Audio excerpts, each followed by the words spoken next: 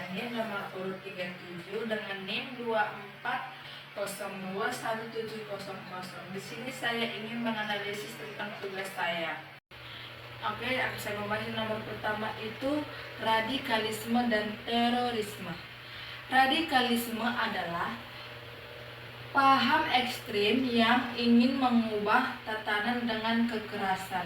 Seperti studi kasusnya yang kita ketahui, contohnya itu bom Bali 2002 dan serangan 9/11, di mana keduanya itu menewaskan banyak korban yang tak bersalah, menjadi simbol kejamnya aksi terorisme. Yang kita ketahui solusinya itu adalah toleransi, di mana toleransi itu kita menerima perbedaan agama, suku dan pendapat. Yang kedua itu dan literasi digital. Literasi digital itu agar kita tidak mudah terprovokasi hoax dan propaganda kebencian. Oke, saya lanjutkan. Yang kedua itu ada korupsi dan dampaknya.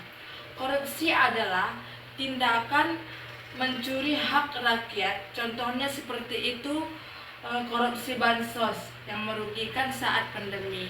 Dan dampaknya itu ada pertama ketimpangan sosial, politik uang dan hoax. Ya, solusinya penguatan KPK yang dimana sebagai lembaga anti korupsi. Yang kedua itu transparansi. Yang transparansi itu seperti agar masyarakat bisa mengawasi. Oke, akan saya lanjutkan. Yang ketiga itu demokrasi Pancasila, yang dimana demokrasi Indonesia yang berdasarkan Pancasila itu bukan liberal, namun mempunyai prinsip yang seperti musyawarah, keadilan sosial, dan menjunjung persatuan. Seperti musyawarah, keadilan sosial. Yang kedua itu ada politik, ya solusinya seperti literasi politik, di mana masyarakat paham tentang hak suara dan fungsinya lembaga negara serta bisa menilai informasi politik yang kritis. Yang keempat itu ada 4 pilar kebangsaan. Yang pertama itu adalah Pancasila, yang dimana dasar negara kita. Dasar negara kita itu ya yang dikandung dengan nilai ketuhanan, kemanusiaan, persatuan, dan keadilan sosial. Yang dimana juga yang nomor 2 itu undang-undang, yang dimana mempunyai hukum tertinggi.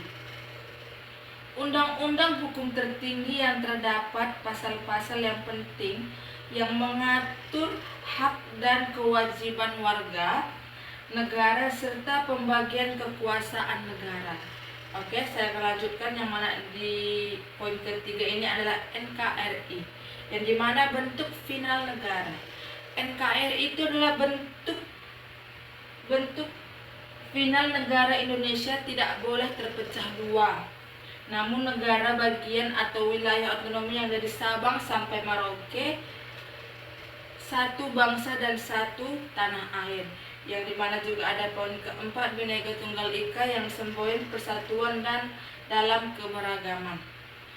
Bhinneka Tunggal Ika semboyan persatuan dalam keberagaman, yang dimana itu artinya berbeda-beda tetapi satu, walaupun berbeda-beda suku, agama, bahasa, sebagai bangsa Indonesia. Yang kelima itu ada konstitusi dan pasal kunci. Konstitusi itu adalah pelindung hak dan penentu kewajiban, yang dimana ada pasal 27, semua warga negara sama haknya. Yang dimana juga pasal 28A, hak kita mempunyai hak hidup, dan pasal 28B ayat 1 mempunyai hak keluarga. Yang ketiga itu pasal 29 dan pasal 31 mempunyai hak atas pendidikan, yang hak pendidikan dan kebebasan beragama. Oke, selanjutnya itu adalah 6 hak, kewajiban dan HAM, yang dimana kita mempunyai hak hidup, belajar, dan menyampaikan pendapat. Dan kewajiban kita itu yang pertama taat hukum, membayar pajak, dan membela negara. Seperti contoh kasus yang kita katakan, seperti contoh kasus Mursina, yang dimana buruh perempuan yang dibunuh karena membela korban pelanggaran, dan Yang kedua itu ada juga studi kasus Munir, yang dimana aktivitas HAM yang diracunkan karena korban pelanggaran. Nah, dari studi kasus 2 ini, mereka mengajarkan bahwa HAM itu nyata, bukan sekedar pasal. Sekian dan terima kasih. Inilah hasil presentasi saya. Jika ada yang kata-kata yang tidak enak didengar, yang kurang dipahami, saya mohon maaf dan terima kasih.